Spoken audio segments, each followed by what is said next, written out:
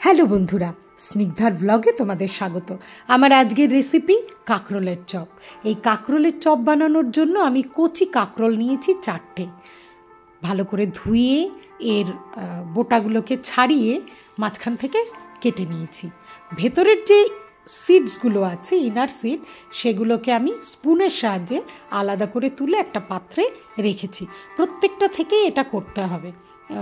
যদি শক্ত কাঁকরোল হয়, মানে কচি না হয়ে যদি একটু বুড়ো হয়, তাহলে এটা খেতে অতটা এই সিডসগুলো ভালো লাগে না।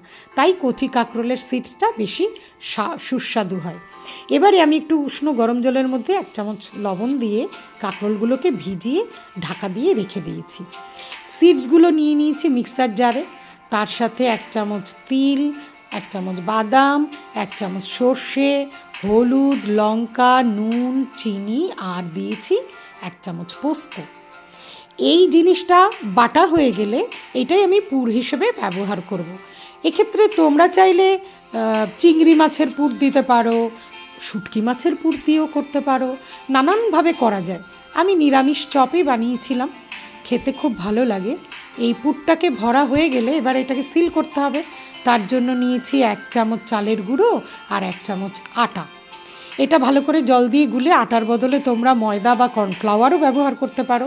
ভালো করে জল দিয়ে গুলে স্পুনের সাহায্যে এই প্রত্যেকটা কাঁকরোলের গায়ে এটাকে লাগিয়ে দিচ্ছি, যাতে ভাজতে গেলে এই পুরের অংশটা বেরিয়ে না যায় বা তেলে ছড়িয়ে না যায়।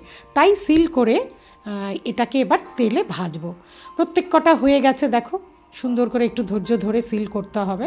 তারপরে গ্যাস অন করে ঢিমে আছে একটা ফ্রাই প্যানে অল্প তেলে, তেল কিন্তু বেশি লাগে না, অল্প তেলে অল্প আঁচে ঢাকা দিয়ে দিয়ে এই চপটা ভাজতে হবে। একটু উল্টে পাল্টে ভেজে নেবে। আঁচ বাড়িয়ে দিলে পুড়ে যাবে, তার থেকে অল্প আঁচে। আমি অবশ্য শুরুতে একটু আঁচ বাড়ানো ছিল, আমার তাড়াহুড়ো ছিল। তো যাই হোক, তোমরা ঢিমে আঁচে করলেই বেশি ভালো হয়, টেস্টি হয়। তো আঁচটাকে একটু কমিয়ে দেবে, দিয়ে ঢাকা দিয়ে দিয়ে এপাশ ওপাশ করে ভেজে নেবে। এই যে দেখো তৈরি হয়ে গেছে কাঁকরোলের চপ। গরম ভাতে তো অসাধারণ, চা কফির সাথে স্ন্যাক্স হিসাবেও অসাধারণ। এটা তৈরি করতে কি কি লাগছে সব রইল ডেসক্রিপশান বক্সে। কেমন ভালো লাগলে আমার চ্যানেলটি সাবস্ক্রাইব করতে ভুলো না, আর লাইক কমেন্ট শেয়ার অবশ্যই করো।